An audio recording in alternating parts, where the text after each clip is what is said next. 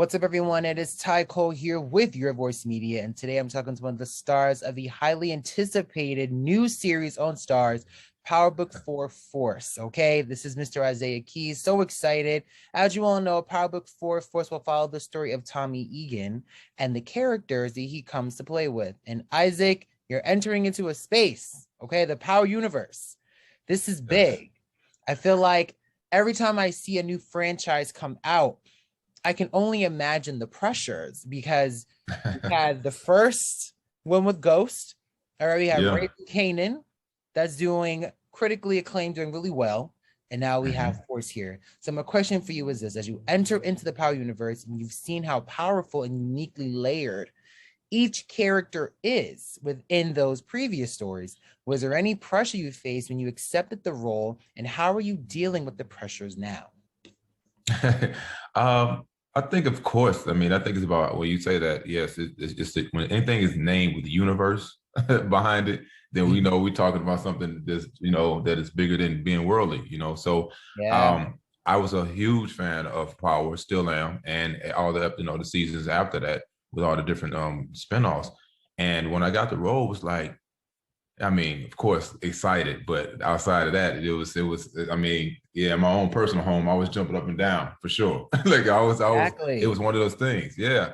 But when the pressure, I think it's just a thought process of how you think about things. Throughout life, I understood, I think, like I say, pressure, makes a diamond or bust a pipe. I ain't never want to be a busted pipe. So I took the pressure as looking at and conformed into energy, into how I can be a part of that. Now, how seeing Ghost, Amari Harvard's character, and now seeing myself in the scene with Tommy, I was like, this is amazing. So I took it as excitement and took it as energy, not pressure. It was just like, in the writing and the storyline, this allows me to be a character that I'm really excited about, playing Diamond Sampson. So the pressure to me was, I turned into energy, and I just, I went with from there. I love that. Were you a fan of the Power series before signing on? And what piqued your interest in the show initially? Yes, definitely a fan. I was one of the people when it first came on. Oh, I'm getting ready to go home. Power getting ready to come home. Like Sunday, you didn't have a DVR. Yeah. Everybody, there was watch parties. There were all kinds of things going on when Power first came out. And I think what intrigued me about it was just the kind of storyline, and then also how they switched it up. A lot of times I say switched it up. A lot of times we had shows where it was the black guy that was doing all of the the drugs from the street aspect. And this one, they created the character in Tommy Egan to where he was the one that was more dealing in the street aspect of it, and Amari was the one trying to get out of it. He was trying to find use it as a means to get out of it. And that created a rift within their relationship. So I think that was intriguing off the bat. And then just the fact of seeing it in New York, seeing the lifestyle, seeing all the different other characters come about. And then they had so many cliffhangers. There were so many storylines that there were cliffhangers and that were detrimental, like moments where you leaving like, I know that's not going to happen, dealing with it. Yeah, the love affairs and lies and deceit. And I think that always kind of intrigues people, and it intrigued me. So it pulled me in right away. I love that. Now, while the other two franchise spinoffs are already doing numbers and getting season renewals, how do you think this franchise will follow in the same footsteps? Well, hopefully we'll follow in those same footsteps, but I would like to make those footsteps a lot bigger. I think this is the one that everybody's been anticipating. There's so many Tommy Egan fans. And that's what people say. It's just like that. It's Tommy. Where Tommy at? Where the blue Mustang at? And Joseph, who plays Tommy, he's done so well with that character, to creating, what he has to do to develop that character, but also how the fans follow this character. We were literally shooting on set, and people would see the Mustang and they stop and, yo, Tommy, yo, you my man, where you at? And it's amazing, to see that and to be a part of it now. It's just like, I'm still trying to come, it's still surreal to me. So I'm still trying to come to grips with it. Like, nah, we're going to be a part of something that I believe is going, if I was to say, I think we're going to break all the numbers. I think it's just because of the anticipation, but also because we have an amazing cast, man. A cast that a lot of people have seen, but not have seen, but the work that we're doing on it, I think it's gonna be phenomenal. People are gonna really, fall in love with it. Now it goes without saying that, of course, especially working with Joseph Sikora, that you are a Tommy fan yourself. Now, besides Tommy, who else are you a fan of in the Power season? Who's like your favorite character out of all the franchises? Favorite character out of all the franchises. Wow, there's so many great ones. I'm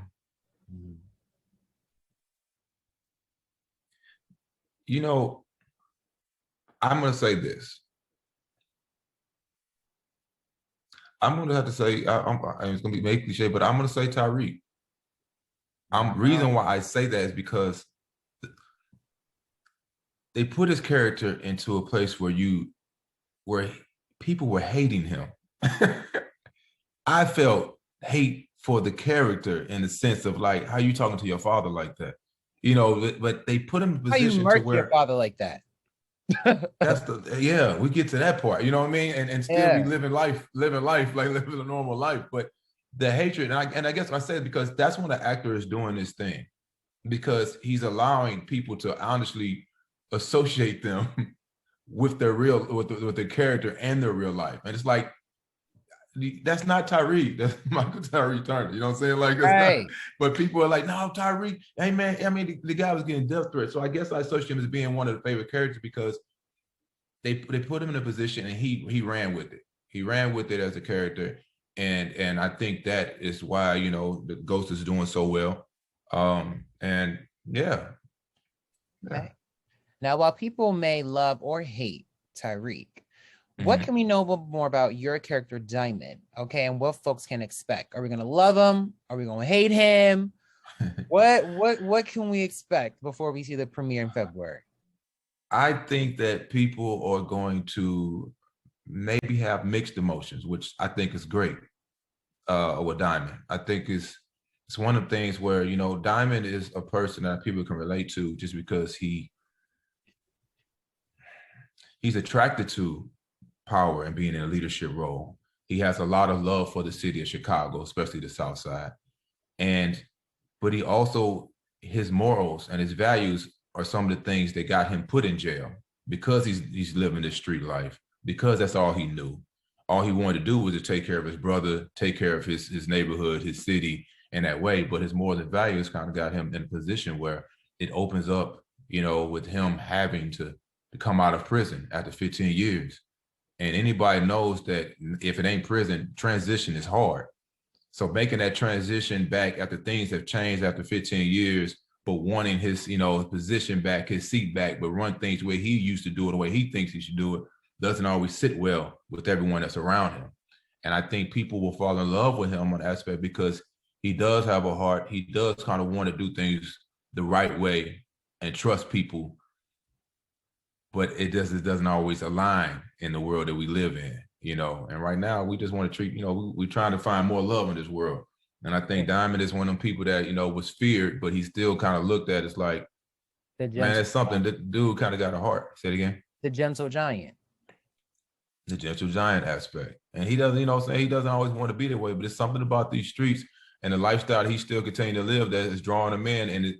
And the way he wants to live is not necessarily the way he's going to be able to live, at least to survive. Yeah. Okay. How much of you is in Diamond and how much of Diamond is in you? I honestly think we're one in a hand, because when I saw the breakdown of this character, I was like, do these people know me? Like, and I'm like, this is me in a sense, because I want to say that because it's me, because I mean, honestly, as I walk around as a 6'4" Black man in America, there's times I want to be irate, I want to be mad, but I can't necessarily do that in places because that's going to be seen as very intimidating. There's times I could be standing somewhere and people are like, why you look like, why you look so mad? I'm like, I'm not, that's just my resting face. Like, I'm not mad. I'm taking it in and I'm just thinking and I'm just observing my environment. And I think with Diamond is that he's going to come off because he has a strong presence. But it's really him thinking. He's very calculated about what's going on and very intelligent of what's going on. It's just the lifestyle that he chose. And, with that lifestyle, again, there's not a lot of trust. There's honor, it's kind of honor amongst thieves. So really much you're tying into relationships to build it because you have an agenda or you have a motive. But at the same time, you know, he would love for it to be a genuine relationship, but that's just not how it works. And he also gets to a point to where he doesn't fear anything anymore. You know, it's like we get to a point of life where, you know, everything is kind of going to be all right. And I think with me personally, I'm in a good place in life where, starting, make sure you meditate and you ground yourself when you wake up in the morning and not let the outside influences really affect you on your emotions and your behaviors, but also knowing that you do feel certain things, but how do you handle it? And that makes you kind of learn to be emotionally intelligent, I guess. And I think Diamond and Isaac, myself, we kind of share a lot of those sentiments together. Is there any experiences or like people you pulled inspiration from as you develop the role of Diamond? Like, were you watching like old films? Like, were you watching different characters? And you pull from personal experiences that helped you really create the Diamond character we're going to see when Power premieres? I think what I did is that, there's a few things. I didn't go back and watch Power again because I didn't want to pull anything from that. Okay. And carry it over. I wanted to be very unique in how this character started to develop. A couple of things I did. I went to Chicago when I was in Chicago a little earlier. I made sure I drove around the city. Actually, Joseph took me on a ride along where we just kind of drove around the city, and I wanted to, kind of get my feet grounded into the city. Being from St. Louis, which is the Midwest city, I've always been familiar with Chicago. Chicago's like a sister or a cousin city to myself and to St. Louis. So I felt good about going to that Midwest thing. But at the same time, Chicago has a different kind of dialect on how they say certain things. And me coming from St. Louis, we had the double R's. We'll say here and there. Dialect, But when you go to St. Louis, you say "ka," you say, or you say "pop," or certain terms you may use. So that part, but then also I started reaching out to, family members and friends who were incarcerated, who were incarcerated at the time. So I wanted to understand how it felt to actually, when you came out of prison, how did it feel? And people would say, man, it smelled different. They would say it just, the sounds, and things like that were different because you're so alert and on edge when you're inside. Then when you get out, you still feel that way. So you're kind of always looking around and hearing these different sounds. So the development, I think, and a lot of the other things internally, I think it was just me reaching deeper inside of myself and just understanding where he's coming from and then relating it all together. Okay, I love that. Now, we recently literally just lost Cindy Poitier, who we all know as a Hollywood icon and one of the pioneers who paved the way for different roles representing us to appear on screen. Now, while a lot of folks may have their opinions on the drug plots surrounded by Power, there's a lot of great elements about the series as well, including family, love, and other themes. Even though Diamond is a part of a powerful Chicago drug family, what are other elements to Diamond's character that will show viewers he's more than just a person who got caught up in the life of crime? That's a great question, by the way. And yes, rest in peace, Cindy Poitier, because he definitely was an icon and very instrumental in myself for us becoming an actor. Watching those old movies with him and Bill Cosby, and when they were doing the thing, they were representing us as African American men in a time where we couldn't necessarily be represented in that capacity. Yeah. So I think whatever, like, is Diamond has a place in his life where he's, despite all the things that people may see, like you said, from the street aspect, from the drug aspect, he has a place where he wants to repent for a lot of things.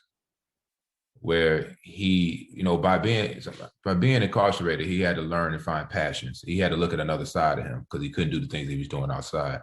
Yeah. So there's a place inside where he becomes, you see some emotions involved in him. And that's not normally something that men of that stature will show publicly, in a sense, or around people, because it can be seen as a sign of weakness.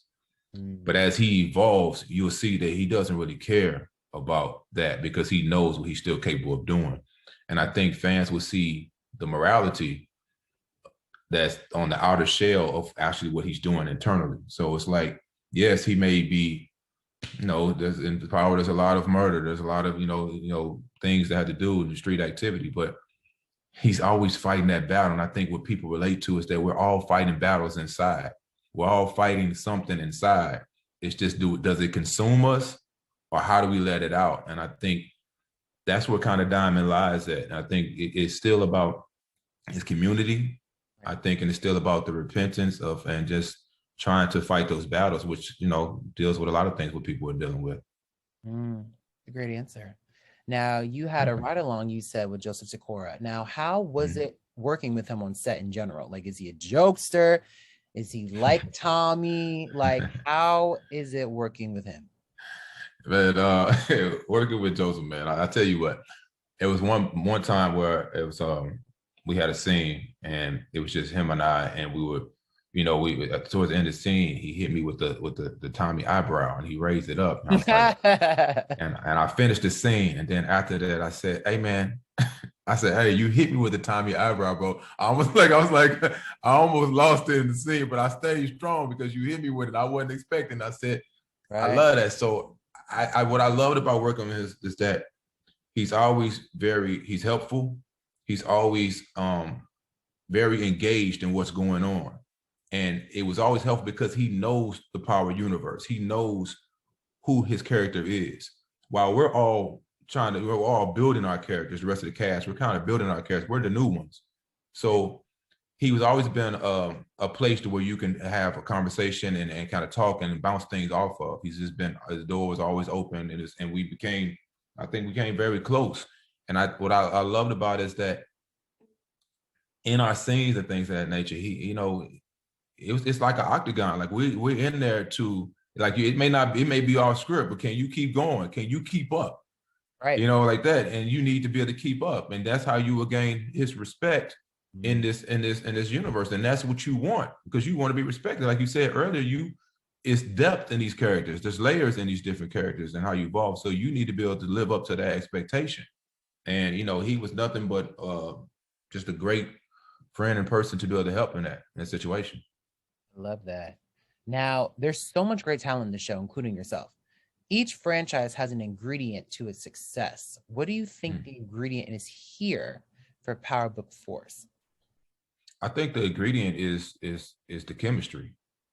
I think, having that chemistry amongst the castmates and everybody wanting to be affluent in the project, like just wanted to move forward, wanted to be the best that it can possibly be.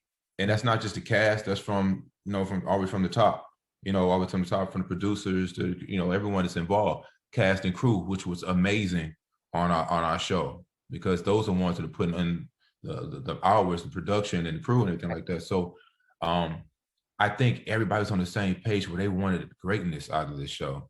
And again, I speak on this cast, man. It was a joy to go to work every day. Like, we were looking forward, like, I need a scene with you. When are we gonna have a scene? Like that. I'm in the scene. Like a family dynamic. It's a very family dynamic. And I think with anything, even from sports to whatever, chemistry, when you have chemistry, it shows. You whether winning games or, you seeing people high-fiving one another. We literally would be on set just having a good time with one another, conversations, and going out to, having dinners and stuff when we could. And I think that was important. And that's what we kind of call it. We kind of call it the Force fam. I love that. Now, speaking of chemistry, because while you have chemistry in football and have chemistry on set and on screen, sometimes people can't see the chemistry pivot when you're making that big career change. Now, many people tend to limit folks when they have these kind of career changes, from being a football player to an actor, and now you're gearing up to be part of one of the most hyped up shows in February. What do you say to folks now who used to criticize you when you first took that leap of faith, pivoting from sports to entertainment? I think if anybody criticized me to make that transition, it's because they was fear in their own selves. I think it was insecurities in their own self, because they probably wanted to make a jump and they just didn't do it. Right. So I would say to them is that, unfortunately, you felt that fear, that insecurity, that I inspired you in a way to where you can feel like you have to make these jumps. Like, if you're not leaping or you're not growing, then, you're being stagnant. And I believe that I have inspired a lot of people by making the transition. A lot of people have told me that, and those are the people that I really engage with. And I'm just the type of person, man. You got one life to live, and I always tell that, and you got to live it. I tell people you got to live life. Don't let life live you, because there's so many people out here just tolerating or just doing this mundane thing over and over and over again, and then next you know, life has passed you by. And I've always been a person. I couldn't work a 9 to 5 because, or I never wanted to, because I feel like I'd be doing a disservice to myself and to anybody else around me, because that's not my gift. My gift is, to me, is being able to engage with people, to express emotions and create and just be a part of like family oriented experiences. So if I could do anything, I want to inspire people to take a leap of faith, to write down what they feel like they want to do. Now, granted, you're going to have to do a lot of things that you don't want to do to be able to do that. And don't worry about it, because I call that fun to dream. It's a lot of things, especially when you come out here with acting, a lot of actors, great actors out here that are just trying to fund the dream. So they're working jobs that they don't want to work. They're doing things and activities they don't want to do until they can get that role that's going to be able to get them, allow them to become themselves a working actor and be able to provide for themselves. I love that. Now, speaking of inspo, so in football, there's a story currently involving Antonio Brown, who was recently released from the Tampa Bay Buccaneers after lashing out at his team and training after being medically cleared to play against the New York Jets, despite not feeling 100% after coach Bruce Arians rebutted. Now, he took social media, posting his receipts and etc. What advice would you give to Antonio Brown and other players who may find themselves in these kind of positions, possibly within the future? You know what? I try my best not to, I mean, you're not asking me to do this, but I try my best not to pass judgment on what people do and how they do it. Yeah. The reason why I said it is because I'm not in their shoes. I don't know everything that went on. And a lot of people try to, you know, they want to talk and they do it off speculation and that nature, but they really don't know. I don't know what that man is going through, Antonio Brown. So all I can do is say, I want him to be surrounded around a culture and a support group that can help him be the best person he possibly can be. The reason why he did that, I don't know. How he did it was amazing. Honestly, I ain't gonna lie. He went out in fashion. We've been talking about, he went out in a strong fashion. It was almost like Jimmy Early on Dreamgirls. It was, you know, it was like so many different people, like they did the movie where it's like, you're cool, you know, if you know, that type of thing. He went out in that fashion where we're going to talk about this from years to come. Like we're talking about it now. The advice that I would give other players is to continue to work on yourself and be engaged with who you are and your emotions, so you will be 100% confident in your reaction to whatever situation it may be. I say this and from experience. There was a time where, you know, playing football, there's times, because I was always on the ball, but I'll get, you know, cut, or I'll get, you know, put on practice squad. I wasn't happy with my situation or where I was at or what was going on. So when it came time to one year, when I finished the NFL, I was like, well, I'm gonna try to get back in the NFL. So I'm gonna go to the CFL for half a season.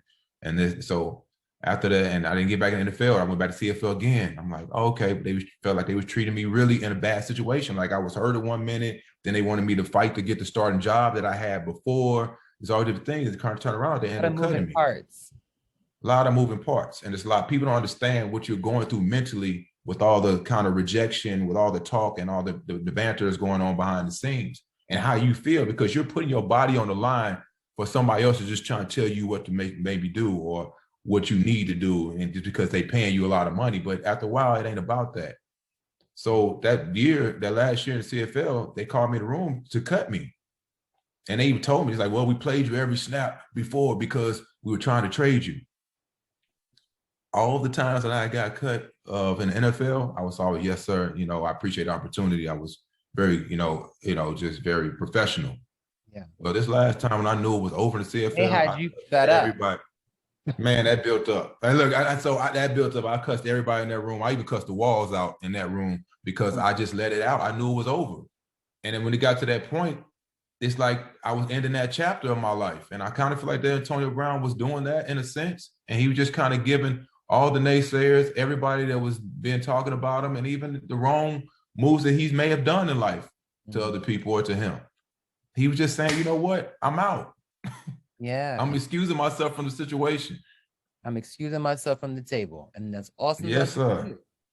Now, on your Instagram, you posted basically to call a number, okay, for Power fans, and you can get a little tip on what possibly will be going on this season. Yeah. Now, we're not going to talk about the phone tip because we want folks to actually go call it. But what Yes. other tip can you share about the season? I think it's a few things. I think everything you loved about Power is going to be magnified tenfold. That's one tip. All the lies, the deceit, the love, the expressions, the phrases, I think that they've been pulled over the years. I think they're going to love, and I think the tip that is really most important is probably just that each character is just going to have a storyline that you're going to gravitate to and that you're just going to pull you in. And I think that's important to the fan base now because, we're 7 years beyond where Power was, so now it's about, okay, what can we reinvent or what can we bring that's new to the table? And I think it's big for us, I think, for this to come out the way it is. And I think people are just going to love it, man. Okay. Now, my final question to you was this. This is a two-parter. Mm-hmm. In one word, let me know, what do you think makes you a force? And what is next for you coming up? That's a very good question, huh? One word. Everything you asked me, I've shared so many words, and now you want me to narrow it down to just one, huh? This is a part of the interview where it's tricky. You know what? I think it's really simple, honestly, and sometimes we make it hard. What makes me a force is me. And I think, it's just me. I think in my uniqueness, that's what makes me a force. And it's really that simple. And as they get to know me as a person, but also get to know Diamond as a character, I think it will start to unravel why he is a force and why he's a part of this TV series and why it's a force as well. And what was the second question?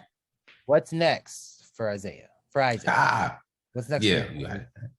I think what's next for me is, man, I'm really just kind of riding this wave right now. And I think what's next is hopefully we'll do I would love to do a feature film.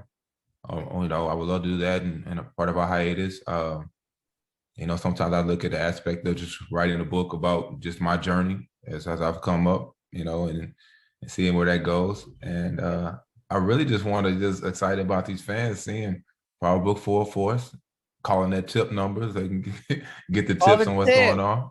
Call the tip. What's going on. There's some good information in there, right? And just, that's kind of, I'm excited. I'm excited where we're getting ready to go. I'm riding this wave, and I'm excited for people to come on this journey with us. I love that. Well, listen, folks are watching at home. You can also follow the journey, okay? Power Book 4 comes out in February on, of course, Starz. Make sure you're catching up with Isaac, okay? He is on Instagram. Make sure you're tuning in and get them ratings up because you want more. We want more views. Yes. We want more of Diamond. We got enough room. We got enough room for everybody. We got enough room in the universe. You know what I'm saying? Yeah, we do. Come on. Thank you so much, Isaac. I appreciate you.